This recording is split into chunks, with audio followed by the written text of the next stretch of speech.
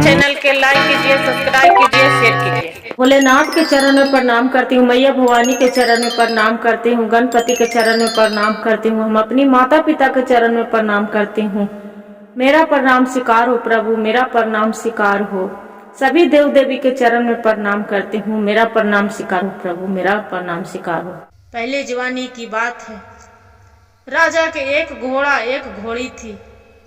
घोड़ा के राजा इस्तेमाल करता था, कहूँ जाता था उसका सवारी किया करता था। घोड़ी के जंगल में हाँक दिया था 2 बैलों के साथ। घोड़ी जंगल में रहा करती थी, बैलों के साथ जाती थी और बैलों के साथ आती थी जंगल में। वहां पड़ी एक बिल्ली थी। बिल्ली बोली, ए भाभी, ये तो बताइए घोड़ी भाभी, आप घोड़ा भैया के न रहने से कितना आपको आजादी है। आपका जंगल में 2 प्रेमी मिल गए हैं। आप एक घोड़ी, अब आपको 2 बैल भैया है, जो आपको तो आजादी हो गया है भाभी। इतना कहकर बिल्ली के बात सुनकर घोड़ी ने पूरा तूफान उठे। इतना गुस्सा हो गया कि अपना सींग से मार के उसका मुंह कान पूरा फुला दिए। जो मुंह कान फुला दिए, बिल्ली भागते भागते बोले कि अच्छा, ये तू मेरा अथी कर दिए, मेरा मुंह कान फुला दिए है। रुक जो हरामी, आपका जो हम घर न तोड़ दिए, तो आप भी मेरा नाम बिल्ली नहीं। बिल्ली कुछ दिन घोड़ी चली गई, घोड़ी चल गई, फिर जंगल में दोनों बैल के साथ आके रहने लगे। जो रह रही थी, घोड़ा एक दिन आ रहा था रास्ते में, बिल्ली से पूछे, क्या बिल्ली बहन, आपको क्या हो गया है? आपको तो मुंह पूरा फूला फूला है, क्या चीज खा लिए हैं? बिल्ली बोलती है, नहीं भाई घोड़ा भैया, कुछ नहीं खाए हैं, बाकी आजकल के जमाना बहुत खराब है। आजकल के किसी को सच्चे बोलो तो बहुत बुरा लगता है। बोले, क्या हुआ बिल्ली बहन, आप तो बताओ न, तो क्या उलट पलट के बात बोल रहे हैं, सही तो बताओ। बोले, क्या कहें घोड़ा भैया, आप कहें तो खुल के बता दें, बाकी मेरे ऊपर मारिएगा नहीं। बोले, अरे नहीं बहन, आपको क्या मारेंगे। बोले कि देखो भैया, आपका घोड़ी भाभी हैं, 2 बैलों का अपना प्रेमी बना लिए हैं और उसी को साथ रहते हैं, नहीं के इधर उधर देखते हैं, तो उन्हीं को, आपको तो नाम लेते ही पूरा गुस्सा करते हैं। इतना सुनकर घोड़ा पूरा गुस्सा के मारे तलतल हो गई। तलतल करने के बाद गुरु बहन वहां पड़ी जाके घोड़ी के जाके आओ न ताव देखे, उसका सींग से पटक पटक के मारने लगे।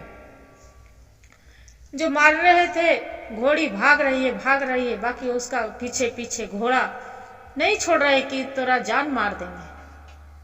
इतना करते एक पेड़ पर बैठे कौआ घोंसला लगाए थे, कौआ सब देख रहे थे। कौआ ने बोले कि ये तो बताइए घोड़ा भैया, क्यों इसका भाभी के मार रहे हैं, क्या हो गया? आप इनको लग रहे हैं कि जाने ले लेंगे। बोले कि हम नहीं रहते हैं, दिन भर राजा मेरा तो सवारी करते हैं, इधर उधर रहते हैं, इसलिए कई दूसरे साथ जाएगी आएगी, गलत व्यवहार करेगी। कौआ ने बोले, नहीं घोड़ा भैया, आपको कौन कह दिया? तो मेरी तो बिल्ली बोली है। नहीं भैया, बिल्ली कई दिन से भाभी को भड़का रहे थे, इसलिए आपको घर तोड़ने के लिए बोल रहे बिल्ली। हम यही पेड़ पर से बैठे बैठे हम सब देखते हैं, भाभी के रोज खुटकाली करती थी, हंसी मजाक करती थी, इसलिए भाभी चिढ़ के उसका सींग से मारे। घोड़ा बात मानने के लिए तैयार नहीं थी। घोड़ा बोले कि ये काम करते हैं, हम वो दोनों बैल के भी मार देंगे, इसका भी मार देंगे। कौआ ने बोले, नहीं बिल्ली, नहीं भैया नहीं। बिल्ली के बात में आकर बिल्ली तो जानते हैं कि घर घर के अपने चोरनी है, अपने खाने वाली है दूध दही मटन मुर्गा, तो आपको क्या सलाह देगी, वो झूठ बोल रही है। फिर इतना कहकर कौआ बोलते हैं कि देखिए बिल्ली घोड़ा भैया, वो दोनों जो सींग वाला बैल थे आपको भी नहीं छोड़ेंगे, आप भी दोनों को पटक पटक के मार देंगे। बाकी भाभी की भी जान ले लेंगे, आपको भी जान ले लेंगे। गलत मत इल्जाम लगाइए, अपना संबंध अपने ही में रखते हैं। कोई भी जानवर हो दूसरे से कोई संबंध नहीं रखते हैं, चाहे कुछ भी हो। जो देखिए एक दिन रास्ते में एक शेर आ रहा था, जो शेर आ रहा था वो भी भाभी पर हमला करने के लिए सोच गए। इतने में दोनों भाभी और वो तीनों मिल के उस शेर के भी नहीं बदा बैल, वो तो जान ले लेता शेर के, शेर जो नहीं वहां से भागते। इतना कहकर घोड़ा उसका छोड़ दिया, अपनी पत्नी के नहीं मारे। फिर इतने में कौआ एक कहानी कह के सुनाए कि देखिए घोड़ा भैया, आप कहिए तो एक कहानी सुनाते हैं। बोले कहो, क्या कहना चाहते हैं। बोलते हैं कि एक राजा था, राजा को 4 गो लड़का था। 4 लड़का, राजा बूढ़ा हो गया था, 4 लड़का जवान हो गया था। राजा सगरो इधर उधर अपना राज संभालता था, फैसला करता था। बाकी राजा के बूढ़ा होने के वजह से अपने 4 लड़का के बोल दिए कि बेटा ये राजपाट तू संभालो, हम नहीं करेंगे, अब मैं बूढ़ा हो गए। उसका 4 बेटा बोला, पिताजी आप कुछ मत करिएगा, आप राजगद्दी पर बैठ के आप कुछ न फैसला सुनाइए। बोले ठीक है। इतने में एक मुसाफिर आ गया। जो मुसाफिर आ गया उसका बोले कि ये चोरी किया है। बड़ा बेटा बोला, ये मुसाफिर चोर है, चोरी किया है, इसका पहला बार फांसी दे दिया जाए। दूसरा बेटा बोला, नहीं नहीं, इसका तो तुरते मार दिया जाए।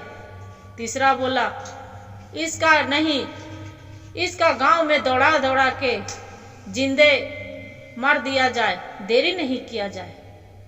ओकरे पर छोटा बेटा कुछ नहीं बोला।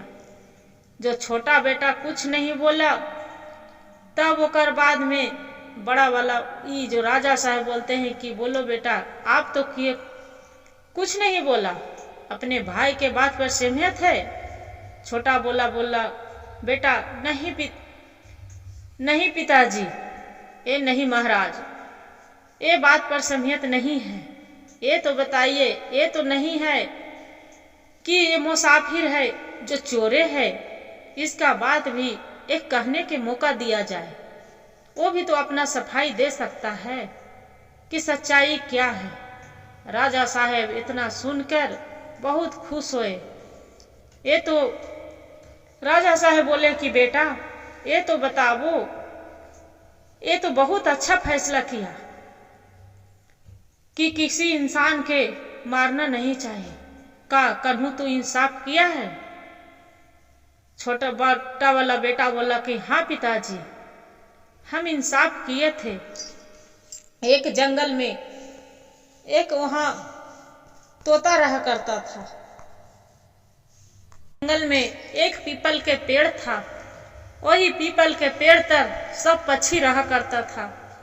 पक्षी रहा करता था, वहां एक तोता ने बच्चा दिया था। वहां पीपल के जड़ तर एक सर्प आया था। सर्प आके रोज उसका बच्चे को रोज खाया जाता था।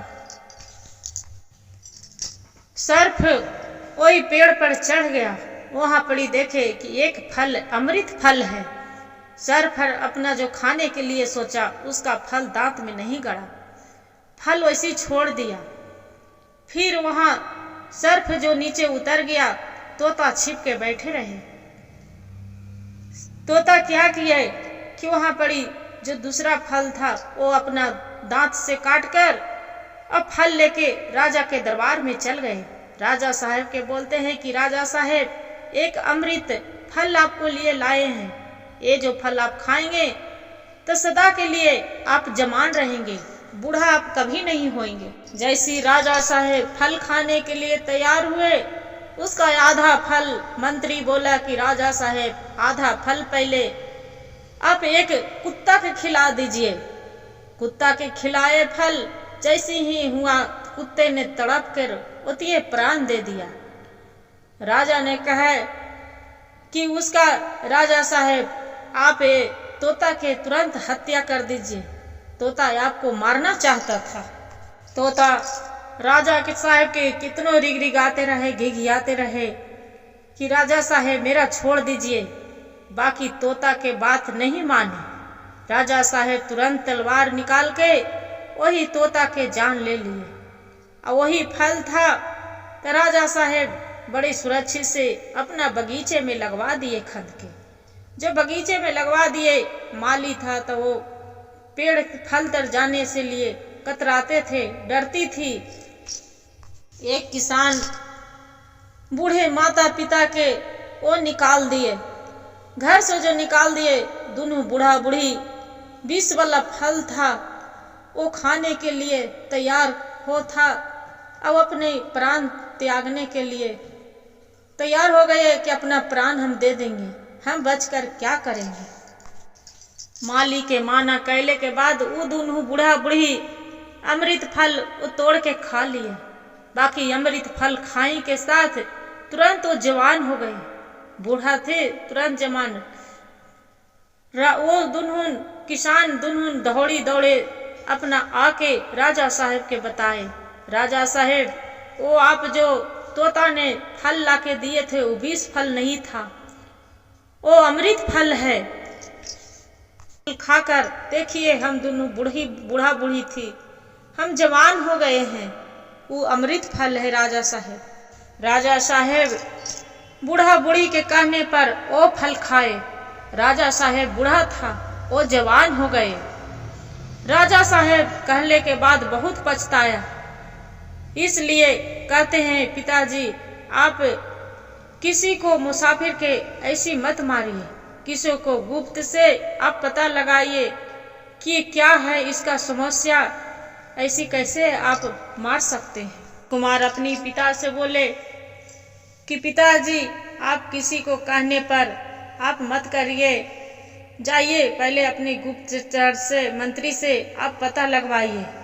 उसका सौतेली माँ थी, सौतेली माँ उसका धन हड़पने के चलते उसका अछलंग लगा रहे थे, वो मरवाना चाहते थे अपनी सौतेली बेटा के।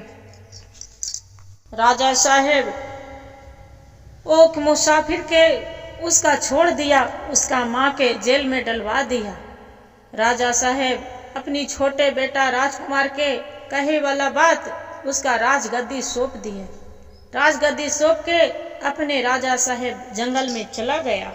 बोले कि देखिए घोड़ा भाई, किसी को कहने पर आप बात मत मानिए, अपना जाइए खुशी खुशी घर रहिए। गुरु भाई गुरु बहन, जो मेरा कहानी अच्छा लगे तो वीडियो के लाइक और सब्सक्राइब और शेयर जरूर करिएगा और हर हर महादेव कमेंट में जरूर लिखिएगा। देखिए भगवान भोलेनाथ की कृपा था कि उसका एक कौवा लक्ष्मी बनकर उसका बचा लिए। भगवान की कृपा था भोलेनाथ के कि घोड़े को मरने से भी बच गया। मेरा वीडियो अच्छा लगे तो वीडियो को लाइक और सब्सक्राइब शेयर जरूर करिए। हर हर महादेव कमेंट में जरूर लिखिए।